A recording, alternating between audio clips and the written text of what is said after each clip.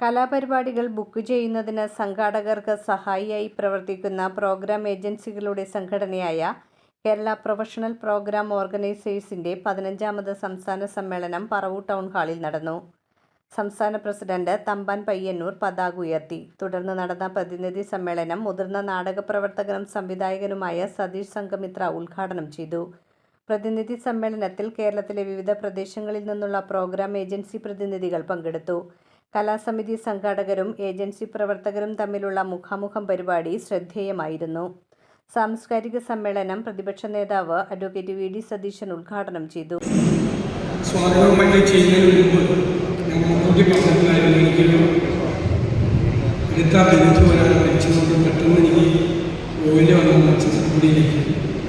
അതുകൊണ്ടാണ് നിങ്ങളെല്ലാവരും യോഗം തുടങ്ങുന്നതിന് മുമ്പ് നിലവിളക്ക് കൊളുത്തി എൻ്റെ വാക്ക് സംസാരിച്ച് പോകുന്നത് എന്നെ ഞാൻ അനന്തിക്കണം എന്ന് ഞാൻ അഭ്യർത്ഥിക്കുന്നു.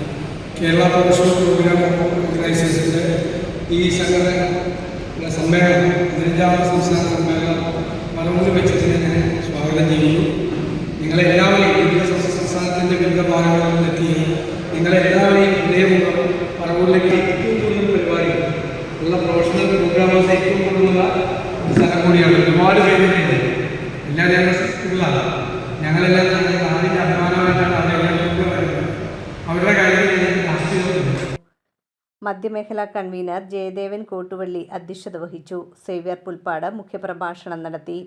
കേരളത്തിലെമ്പാടും ഉള്ള ദേവാലയങ്ങളിലേക്കും മറ്റ് കലാ സാംസ്കാരിക സംഘടനകൾക്കും അവരുടെ പ്രോഗ്രാമുകൾ നമ്മൾ അവരുടെ ആവശ്യപ്രകാരം ഉത്തരവാദിത്തത്തോടുകൂടി ബുക്ക് ചെയ്തു കൊടുക്കുന്ന ഒരു സംഘടനയാണ്. അപ്പോൾ ഈ സംഘടനയുടെ ഇന്ന് നടക്കുന്ന സംസ്ഥാന സമ്മേളനത്തിൽ ഇവിടെ ഈ സംസ്ഥാന സമ്മേളനത്തിൻ്റെ ഉദ്ഘാടകൻ നമ്മുടെ ബഹുമാനപ്പെട്ട പ്രതിപക്ഷ നേതാവ് വി. ഡി. സതീശൻ അവരുകളായിരുന്നു.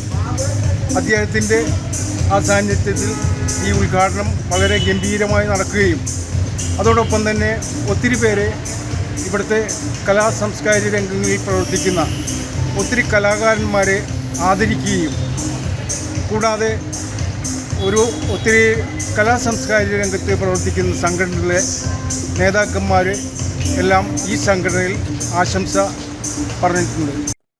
കലാ സാംസ്കാരിക രംഗത്തെ പ്രമുഖരെ ചടങ്ങിൽ ആദരിച്ചു. സമ്മേളനത്തെ തുടർന്ന് കൊച്ചിൻ സംഘമിത്രയുടെ ആശ്ചര്യ ചൂടാമണി എന്ന നാടകവും അരങ്ങേറി. News bureau, Paravur.